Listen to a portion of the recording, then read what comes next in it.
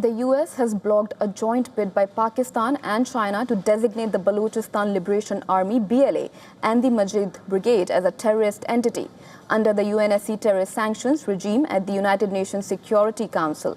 The US, alongside other permanent veto-wielding members of the Security Council, France and UK, have blocked the bid this month. Washington said that it did not find any evidence linking the BLA and the Majid Brigade to ISIL or Al-Qaeda under the UN Sanctions 1267 regime. The US has designated the Balochistan Liberation Army and its ally Majid Brigade as a foreign terrorist organization.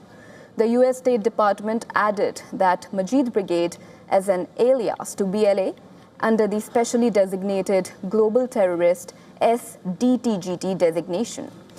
Back in September last year, Pakistan and China submitted a joint bid to the UNSC to blacklist the BLA and the Majid Brigade under the Council's 1267 Al-Qaeda Sanctions Committee.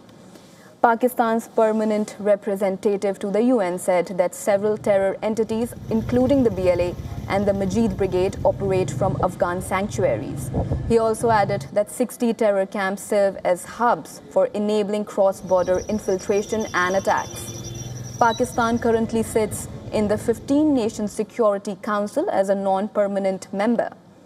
China, on the other hand, is a veto-wielding permanent member of the United Nations Security Council. In the past, China managed to block several bid proposals made by India and its partners to designate Pakistan-based terrorists and terror entities under the UNSC's 1267 Al-Qaeda Sanctions Committee regime. The UNSC 1267 terror sanctions regime is a binding international framework established by the UN Security Council targeting individuals and entities associated with ISIL and Al-Qaeda. The 1267 Sanctions Committee mandates all member nations impose 3 core measures on listed targets, namely assets freeze, travel ban, and arms embargo. Under asset freeze, all states are required to freeze funds and financial assets of designated individuals and entities without delay. The sanctions also prevent designated individuals from entering or transiting through territories of all member states.